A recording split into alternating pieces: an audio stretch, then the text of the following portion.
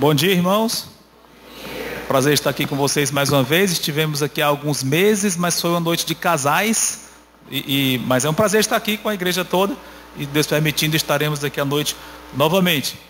Mas como o pastor Jário mencionou, nós já sabemos o tema da nossa conferência. Aliás, ontem eu creio que o missionário Rafael já abordou o mesmo tema, como ele mesmo comentou aqui.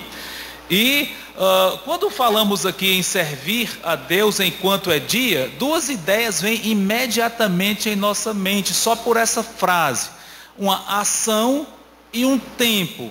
A ação é servir a Deus, e o tempo enquanto é dia.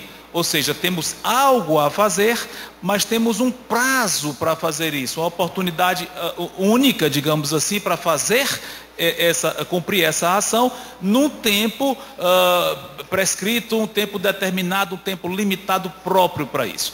E o nosso texto vai ser exatamente o texto lema da conferência, que está em João capítulo 9, e vamos lê-lo lá, mas antes vamos orar ao nosso Deus, pedir que Ele nos abençoe na transmissão dessa mensagem.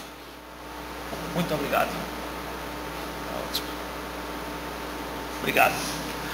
Santo Deus, queremos te agradecer porque tu és um Deus maravilhoso, um Deus soberano. Permite às vezes problemas em nossas vidas, dificuldades, coisas que não entendemos bem, mas também nos cercas de tantas bênçãos. Tu nunca deixas de ser exaltado no céu, como acabamos de cantar, de ser aquele que propiciou nossa salvação diante do trono de Deus, perante o trono de Deus.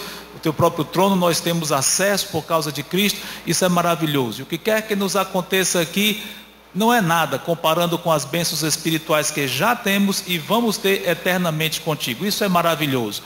Abre os nossos olhos para que nós nunca fiquemos abatidos com as coisas debaixo do sol, mas sempre restaurados, fortalecidos, crendo em quem tu és, o que tu fazes conosco hoje, a missão que tu tens para nós hoje e aquilo que teremos no porvir. E por que não dizer nessa mesma vida tantas bênçãos que tu mesmo nos dás. E queremos te pedir especificamente que tu sejas com essa mensagem agora, capacita-me a transmiti-la com fidelidade, de uma forma clara, que a tua verdade seja exposta aqui, apesar das deficiências do pregador, mas me capacita, e é nessa confiança que eu chego aqui e abro a tua palavra e abro a minha boca para falar essas coisas, porque sem ti eu não seria capaz, mas contigo eu creio que tu me capacitarás, como capacitarás os irmãos e irmãs aqui presentes para entendermos essas coisas. Muito obrigado, em nome do Senhor Jesus, amém, Senhor.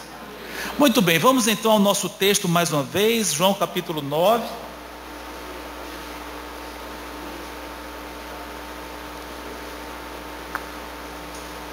E o contexto aqui, bom, João é o evangelho mais diferente dos quatro.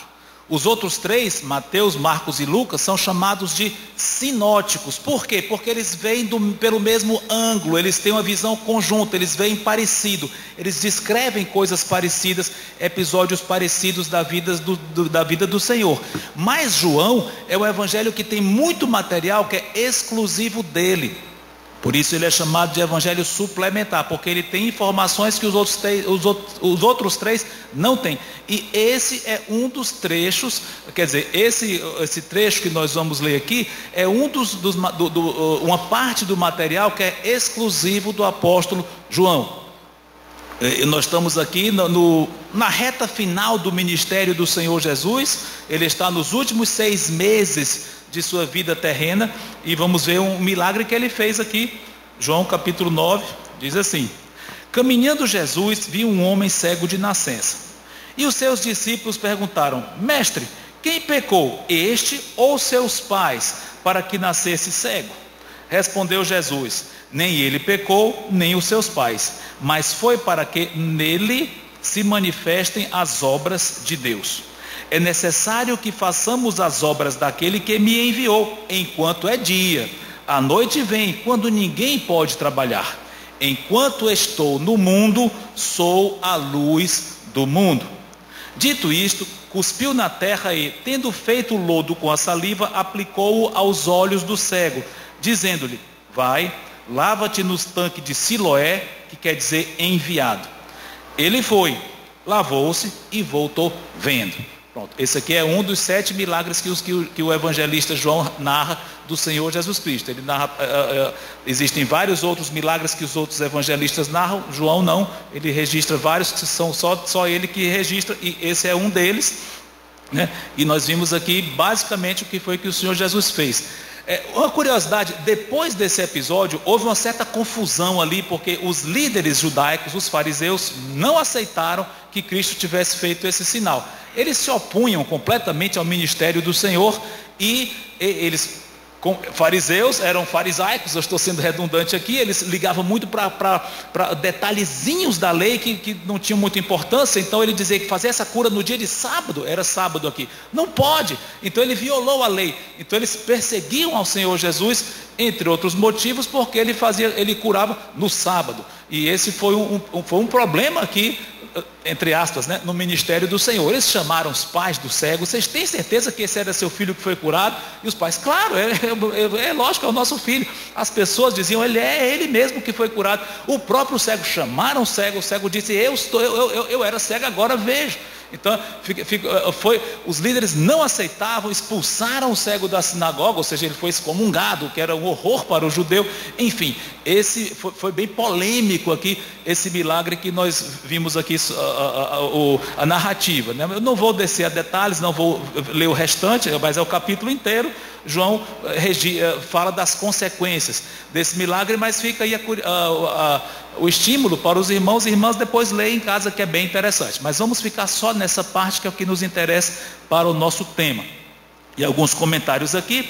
Os discípulos perguntaram: Senhor, foi ele que pecou para ele, coitado, ele ter essa cegueira desde o nascimento? E o Senhor Jesus disse: não, nem ele pecou. Quer dizer que Cristo está dizendo que o homem nunca pecou? Não é isso. Precisamos entender a Bíblia dentro do seu contexto. E, aliás, isso é uma regra básica, se é que nós queremos entender a palavra de Deus. Muito cuidado para não tirarmos uma frase do contexto, que aparentemente quer dizer uma certa coisa, e jogarmos uma doutrina em cima, esquecendo o contexto das Escrituras.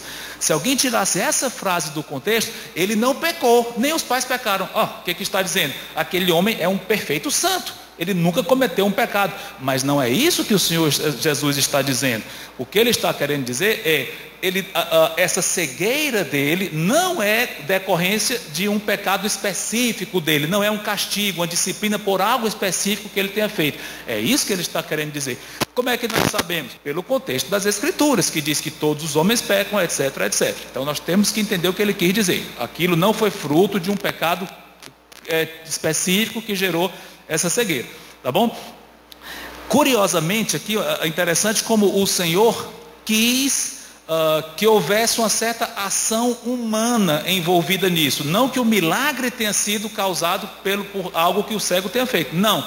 Mas o Senhor fez o milagre sobrenatural, não tenha dúvida. Mas ele quis que o cego fosse se lavar no tanque. Interessante esse aspecto, observem isso. É claro que o Senhor é poderoso para fazer milagre onde quiser, à distância. Aliás, ele fez alguns milagres à distância, mandou e a pessoa em outro lugar foi curada. A filha daquela mulher sirofenícia que estava possessa, e outros casos também, à distância ele ordenou e a pessoa foi curada ou foi livrada do inimigo, seja como for. Mas Cristo tinha poder para isso, e em algumas ocasiões ele livrava só dizendo: ser limpo, e a pessoa ficava limpa. Então, mas nesse caso, por algum motivo, ele quis que o cego exercesse isso. Por quê?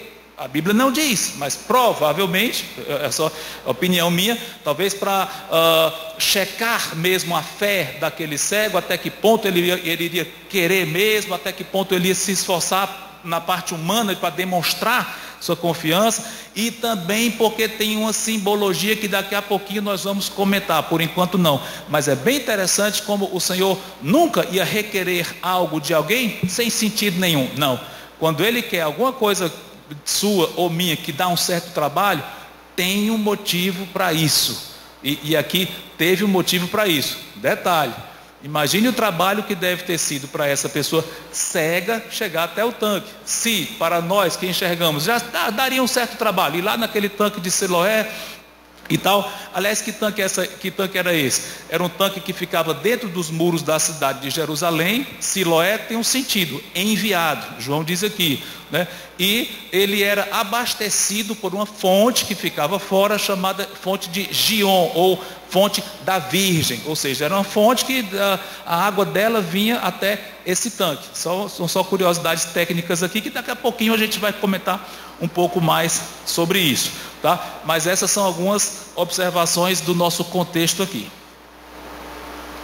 Agora, sobre a frase, que é o nosso lema aqui, que é o nosso tema: a noite vem, façamos as obras daquele que me enviou enquanto é dia, a noite vem quando ninguém pode trabalhar. O que será que ele quis dizer com isso? O que tem a ver com o contexto? Interessante. Algumas frases do Senhor Jesus Cristo são difíceis, são enigmáticas. Quer dizer que ele não era muito bom nessa área de ensino? Não era bom?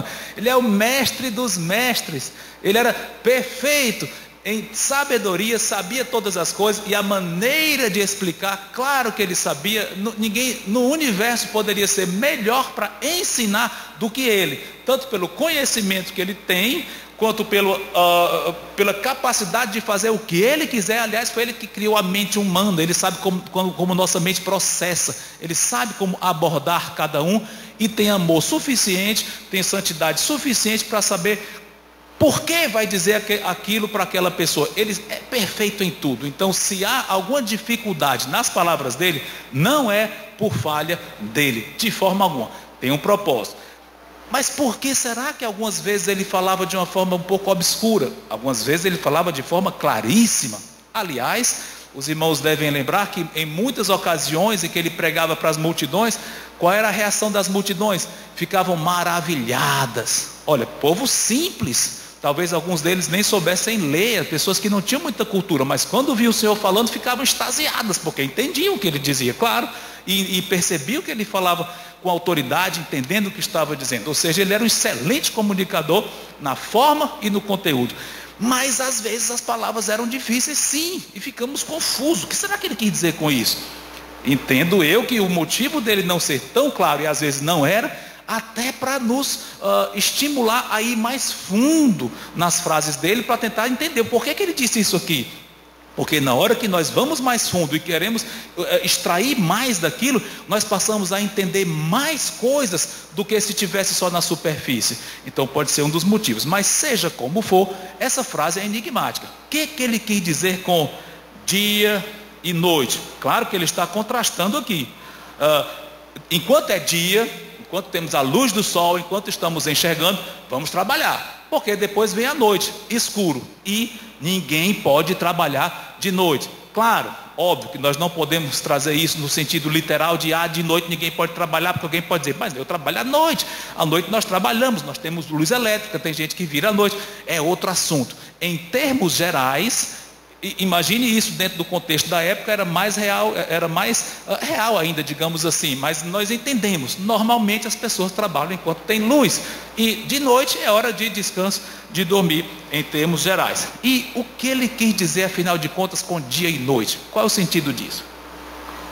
Essa comparação. Será que ele quis dizer, o dia é enquanto eu estou aqui, a noite é quando eu parti, eu fui embora, parti, então é noite agora. Enquanto eu estou aqui, amanhã, quando eu sair, é noite. Será que é isso?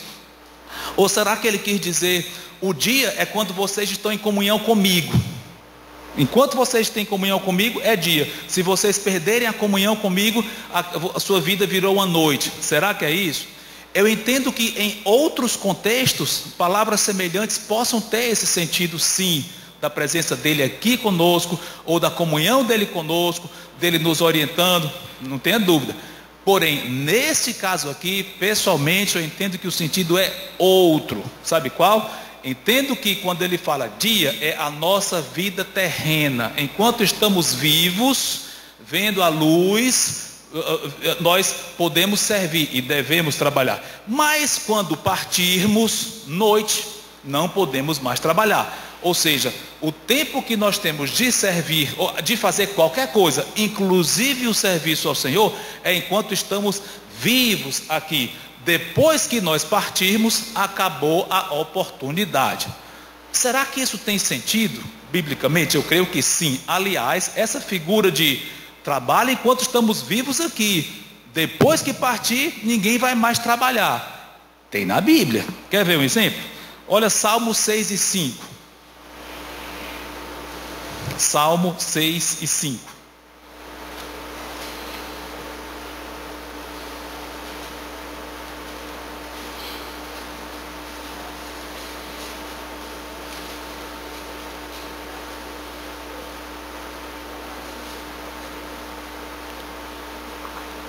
E que diz aí? Pois na morte não há o quê? Recordação de ti. No sepulcro, quem te dará louvor? Eita, que frase complicada. Como é? O autor, cara, é Davi aqui, ó. Davi está escrevendo que na morte ninguém se lembra mais de Deus. Ninguém vai louvar a Deus depois que morre. Irmãos, vamos entender o ponto de vista que ele está falando.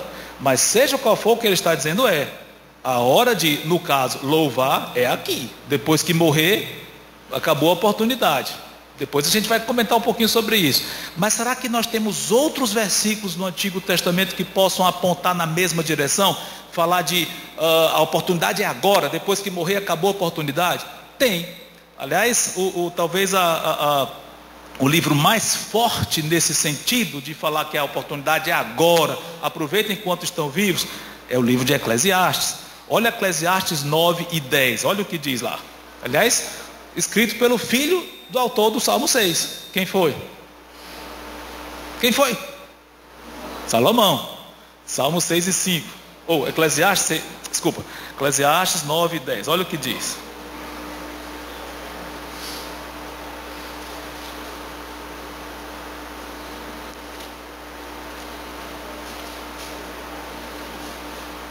Chegaram lá? Talvez um livro não tão fácil de achar, que não é tão, talvez não seja um dos mais lidos, aquele que você tenha mais familiaridade com ele, mas vai para Isaías e vem voltando, que é mais fácil. Isaías, Cânticos e cheguei a Eclesiastes. Eclesiastes 9 e 10. Se alguém não chegou, anota e lê depois, mas eu vou ler aqui. Olha só. Tudo que te vier à mão para fazer, faze-o conforme as tuas forças, porque no além, para onde tu vais, não há obra, nem projetos, nem conhecimento, nem sabedoria alguma. Eita, agora complicou mesmo. Agora, olha, eu vim para essa conferência para ser edificado na palavra, para entender mais, para crescer no conhecimento da verdade e fortalecer a minha fé. Mas eu estou lendo versículos que dizem aparentemente o contrário daquilo que eu fui ensinado. Eu fui ensinado que a vida mesmo é o além, é o porvir, é quando nós partirmos para Cristo. Lá é o que importa, aqui é só uma passagem. Quando nós formos, aí é que é maravilhoso. Mas eu estou lendo 2 versículos aqui, aonde foi? Salmos, capítulo 6, um salmo de Davi, e agora outro aonde, que livro? Eclesiastes, capítulo 9, que dizem que depois que acabar, depois que nós partirmos, não tem mais nada. Isso é o contrário do que eu aprendi na minha vida toda. A Bíblia está ensinando que morreu, acabou? Não. Mais uma vez, coerente com o que nós comentamos no início, entendamos o contexto e o que o autor quis dizer. Passagens bíblicas tiradas do contexto podem gerar grandes heresias. E o que Davi e Salomão estão querendo dizer nisso? Olha o ângulo que eles estão enfocando. Eles estão enfocando a vida debaixo do sol. Enquanto a oportunidade de vivermos nessa dispensação, enquanto estamos nessa situação, nessa era, é aqui. Quando nós partirmos, não vamos mais ter oportunidade de fazer o que fazemos hoje, da forma que estamos fazendo. Eles não estão negando que exista existência, até redundante, que exista algo depois da morte. Eles não estão negando. Do ponto de vista horizontal, vendo as coisas daqui, acabou, não tem oportunidade. O morto não vai voltar para cá para continuar fazendo as mesmas coisas. É impossível, acabaram suas oportunidades. Esse é o ângulo deles. Então, para nós entendermos o contexto maior das Escrituras, compara isso com N versículos que falam do além, da vida eterna, etc, etc. Então você vai ver, claro que existe a eternidade, mas eles estão enfocando a vida debaixo do sol. Isso é bem claro aqui. E uma vez entendendo esse enfoque, nós vemos a necessidade tremenda de aproveitarmos as oportunidades. E, mais uma vez, entendo que esses versículos e outros também corroboram, eles apoiam a interpretação minha de que quando o Senhor diz, vamos trabalhar enquanto é dia, porque na noite ninguém trabalha. Eu entendo que ele está falando no mesmo sentido. O dia é aqui, a noite é quando você partir, que não vai poder mais fazer as coisas como fazemos hoje aqui. E só para fechar mais ainda essa questão de apoio bíblico para essa interpretação, será que nós temos no Novo Testamento algum outro apoio para isso? Sim. Um teste aqui. Qual é a passagem clássica que Paulo fala do arrebatamento da igreja? Tem duas, mas uma é a mais completa ainda, que fala até o termo arrebatado. 1 Tessalonicenses capítulo 4. Vamos lá. 1 Tessalonicenses 4.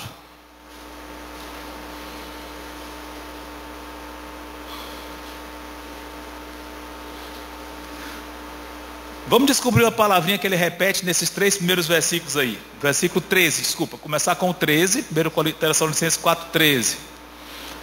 Vou ler aqui, vamos ver se vocês pegam o que eu estou querendo dizer.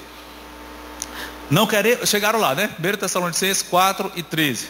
Não queremos, porém, irmãos, que sejais ignorantes com respeito aos que dormem, para não vos entristecerdes com os demais que não têm esperança. Pois se cremos que Jesus morreu e ressuscitou, assim também Deus, mediante Jesus, trará em sua companhia os que dormem. Ora, ainda vos declaramos por palavra do Senhor isso: nós os vivos, os que ficarmos até a vinda do Senhor, de modo algum precederemos os que dormem. Paulo usa essa expressão 3 vezes aqui, os que dormem, se referindo a quê? Aos crentes que já morreram. Eu não vou falar de escatologia, não vou mudar o assunto, não é isso. Eu só puxei essa passagem para pegar esse gancho aqui e vocês verem como Paulo usa uma figura bem semelhante ao que o Senhor usou. Ele chama os crentes mortos como alguém que está dormindo. A rigor, o crente que morre está dormindo? Não, ele está vivo no céu. A Bíblia diz claramente que quem parte vai direto para a presença de Cristo, e claro, conscientemente, né? Então não estão dormindo, mas do nosso ponto de vista de quem está aqui, morreram, não temos mais acesso a eles, eles estão inoperantes em relação a nós. E uma maneira delicada, suave de dizer, eles estão dormindo, estão vivos, mas você não tem contato nenhum com eles, eles estão inoperantes em relação a você. Essa é a ideia. Mas o que eu quero dizer é, Paulo usa uma figura parecida. Ele diz, eles estão dormindo, estão fora da realidade, digamos assim.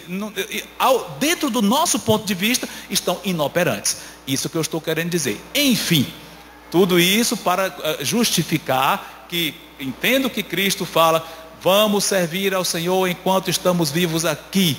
Depois que você morrer, não vai mais ter essa oportunidade. Alguém pode dizer, mas então nós não vamos servir o Senhor no céu? Claro que sim, lógico. Aliás, Apocalipse diz que nós vamos servir eternamente. E nós vamos servir também no milênio. Quando Cristo reinar aqui, nós vamos servir com Ele. Mas é outro tipo de serviço. O serviço que nós temos para fazer para o Senhor aqui é exclusivo dessa era. É completamente diferente, ou em grande parte diferente, daquilo que vamos fazer no futuro. Qual é a diferença? Só alguns pontos. Estamos numa era hoje, numa dispensação hoje, em que o mundo está sob um pesadíssimo efeito da maldição. O mundo onde nós vivemos, Satanás é chamado de príncipe desse mundo. O mundo em si, a grande parte da população, são pessoas que não enxergam a Cristo, são hostis ao Evangelho, são contra nós, são contra a palavra de Deus. Estamos no meio deles e nós próprios ainda carregamos o nosso pecado. Nós temos fraquezas e pecados em nós, mesmo perdoados, mas nós temos. Então estamos numa situação peculiar. Apesar de salvos, ainda estamos nesse ambiente aqui tão cheio de hostilidades, tão cheio de obstáculos.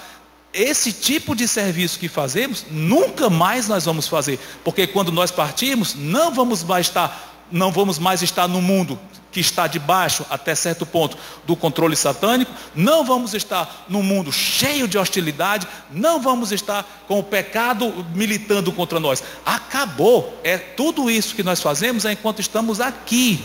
E nós não vamos ter um ministério como temos hoje, de pregar muito para pessoas que não conhecem, visando que elas venham a se converter, que é a maior parte das pessoas. Esse tipo de trabalho cessou. A oportunidade é enquanto estamos vivos aqui agora. Quando você morrer, não vai poder mais fazer isso. Detalhe: qual é um dos eventos que vai acontecer logo após nós sermos arrebatados pelo Senhor, ou a geração que for arrebatada? Tribunal de Cristo. Nós vamos ser julgados por tudo o que fizemos, para recebermos galardões. Irmãos, nós vamos receber galardões, recompensas, pelo que fizemos aqui. Ou seja, se é que você quer ser recompensado no céu, na eternidade, é enquanto está vivo. Porque quando você ou eu morrermos, nosso coração parar de bater e nós formos para a glória, não teremos mais oportunidade de investir nos galardões para o tribunal de Cristo, porque acabou a oportunidade. Perceberam a urgência do chamado do Senhor para nós servirmos a Ele? Enquanto estamos vivos aqui, nossa vida é um sopro, acaba a qualquer momento. O irmão falou de alguém que estava vindo para a igreja e teve um acidente de moto. Graças a Deus não foi nada grave. Mas quantas pessoas morrem de acidente de moto? Ou de qualquer outra coisa? E cada dia nós nos impressionamos mais com pessoas que vão embora. Pegam um câncer, pegam uma doença, ou um assalto, ou isso ou aquilo, de uma forma rápida. Quando vemos, a pessoa foi embora. Algumas pessoas jovens, pessoas, pelo menos jovens para mim, né? De 50 anos para baixo, não estou dizendo que quem é mais de 50 anos não é jovem, mas enfim, esquece a faixa etária. Pessoas novas, independente da referência. Mas amigos meus, colegas meus que já foram embora. Eu digo, puxa, tão novos. É isso, mas é impressionante, como a vida é um sopro. Cada vez nós ficamos mais impressionados com pessoas que pegam câncer. Eu não sei o que está acontecendo, mas gente nova mesmo com câncer, e quando viu com câncer já estava bem avançado, não teve mais jeito. Eu não sei o que está acontecendo. Alguns dizem que é alimentação, alguns dizem que é celular, seja o que for, alguma coisa está acontecendo que está mexendo o organismo das pessoas. Então, seja como for, a vida sempre foi frágil e hoje em dia nós vemos isso de uma forma galopante. É muito frágil, não sabemos quando vamos partir, portanto devemos investir nosso tempo em serviço ao Senhor. Mas antes de nós concluirmos, ainda tem um ponto que eu acho bem importante nós mencionarmos aqui dentro desse contexto. Vamos voltar para João capítulo 9.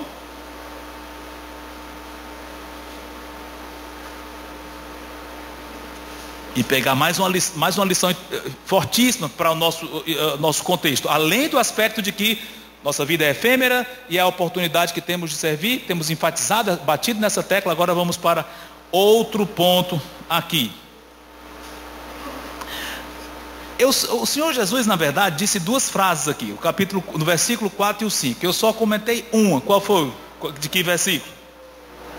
Do 4. Mas tem a do 5, que eu não comentei de propósito, porque eu quero comentar agora. Enquanto estou no mundo, sou a luz do mundo.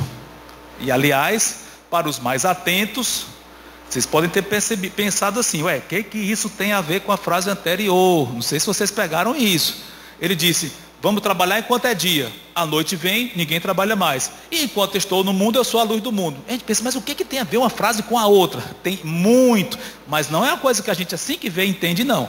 Mas o que ele quis dizer? Antes de mais nada, sou a luz do mundo.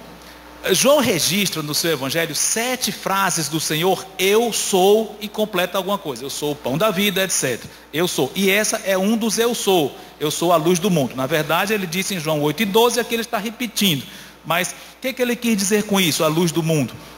A ideia é que Cristo é a própria verdade, da maneira mais clara, completa possível, e o sentido da existência, a própria existência de Deus, por que todas as coisas existem, a origem, o destino de tudo que existe, o que é certo, o que é errado, tudo isso faz parte do sentido mais profundo de verdade, e ele é a própria verdade. E ele estando aqui, o mundo desfrutou de algo que nunca tinha desfrutado antes, o próprio Deus morando aqui. Talvez a situação mais próxima disso tenha sido antes da queda, no Éden, quando Deus passeava com Adão e Eva. Lembram que diz que ele passeava no jardim com o casal? Que maravilha! Entendo que Adão e Eva deviam ver talvez uma manifestação da glória de Deus, talvez até o próprio Cristo pré-encarnado, não sei. não viam o próprio Deus, porque ninguém viu, mas alguma manifestação de Deus eles deviam ver, entendo eu. Então, o mais próximo que tinha acontecido na história tinha sido aquilo, antes da queda. Mas depois da queda, nunca mais teve isso. E mesmo comparando com o Éden, Cristo morou aqui de uma forma muito mais, evidentemente, mais intensa, direta, contínua, do que Deus aparecer no jardim periodicamente. Cristo morou aqui durante toda a sua vida, seus 33 anos de idade. Então, quem olhasse para ele, via, ele é... Quer dizer, podia não crer, mas estava olhando para aquele que é a própria verdade. Mas ele diz, enquanto estou no mundo, vamos já comentar sobre isso, mas seja como for, alguém pode pensar, o que isso tem a ver com o contexto? Eu sou a luz do mundo, com tudo isso que está acontecendo? Tudo. O que foi que ele fez com o cego? Deu vista, deu visão para o cego. Interessante. O que ele fez com aquele cego foi ilustrar, quer dizer, fez na prática algo que mostra o que ele é. Eu sou a luz e eu dou a luz às pessoas. Então, como foi que ele comprovou essa frase dele? Fazendo um milagre literal em que uma pessoa que era completamente cega, desde que nasceu, passou a ver. Isso ilustra quem Cristo é. Quem olha para Cristo e entende quem Ele é verdadeiramente, enxerga a verdade. E isso só pode ocorrer através de um milagre. Ou seja, Cristo não só é a própria verdade, mas Ele é o meio de fazer com que as pessoas enxerguem essa verdade. Os dois aspectos, entenderam? Ele é a verdade, mas se Ele não tocar alguém e fazer com que a pessoa enxergue, ninguém vai entender que Ele é a verdade. Então Ele é e faz as pessoas verem. E foi isso que Ele ilustrou com este cego. Uma curiosidade, os milagres que João registra de Cristo, ele chama de sinais. Por quê? Porque os sinais apontam tanto para a identidade do Senhor Jesus e a autoridade que Ele tem de fazer aquilo, de dizer aquilo, mas também ilustram algo que Ele faz, que no caso dá vista aos cegos. Curiosamente, lembra que nós comentamos que tinha algum simbolismo envolvido aqui no ato que Ele quis que o cego fizesse? E o que é isso? Ele mandou o cego ir se lavar onde? No tanque de Siloé. Interessante que João fez questão de dizer o significado do nome. Para que João disse o significado do nome? Só por uma curiosidade intelectual? Não. Olha, João ele não queria colocar informação supérflua, ou só para satisfazer a curiosidade das pessoas. Não, ele tem um motivo. Olha, irmãos, o nome do tanque quer dizer enviado. Para quem que o tanque aponta? Quantas vezes nos evangelhos, inclusive no próprio evangelho de João, Cristo disse, eu sou o enviado de Deus. Deus me enviou. Aliás, no próprio contexto. Olha aqui o versículo 4. É necessário que façamos as obras daquele que me enviou. É claro. Ou seja, o tanque Siloé, que quer dizer enviado, aponta para Cristo. É lógico que tinha um tanque literal, o cego foi literalmente, se lavou no tanque, literalmente, não tenha dúvida disso, mas aponta para algo. O que lição é essa? Eu entendo que aponta para o fato de que, para alguém enxergar a verdade, tem que se lavar em contato com o próprio Senhor Jesus Cristo. Ou seja, quem chega a Cristo e é purificado dos seus pecados, por milagre dele, esse passa a enxergar a verdade. Fantástico isso aí, essa aplicação que o Senhor fez. Opa, obrigado, irmão. Essa ilustração gráfica, visual, literal, de uma verdade profunda ali mostrando através daquele cego. Mais uma pergunta aqui. Cristo disse, eu sou a luz do mundo para sempre. Foi isso que está dito aqui? No versículo, qual é o versículo? 5. Ele diz, eu sou sempre a luz do mundo. O que ele diz? Enquanto estou no mundo. E ele está no mundo hoje, corporalmente? Não. Ele morreu, ressuscitou, foi para o céu. Ele não está aqui agora, fisicamente, como estava. E então ele deixou de ser a luz do mundo? Deixou ou não deixou? Deixou não. Mas como é que ele disse que era enquanto estava aqui? Interessante. Ele continua sendo a luz do mundo, mas não mais fisicamente aqui. No aspecto ministerial dele aqui, aquela época acabou. Ele não está mais aqui hoje. Vai voltar, vai reinar aqui 1000 anos depois não é assunto para a gente falar agora. Mas o ministério dele acabou mesmo, ele foi embora. Ele não está aqui fisicamente hoje, está fisicamente no céu, com o mesmo corpo. O corpo dele físico está lá no céu, glorificado, mas está lá, ele não está aqui. Nesse aspecto, ele não é a luz do mundo, no sentido de ele estar aqui pessoalmente iluminando as pessoas. Porém, ele continua exercendo essa atribuição dele de ser a luz do mundo do céu. Sim, através de quem? Vamos ver o que diz Mateus 5, um texto famosíssimo. Deixa eu ver se é 5 mesmo. Mateus 5,14, primeira frase. Mateus 5,14.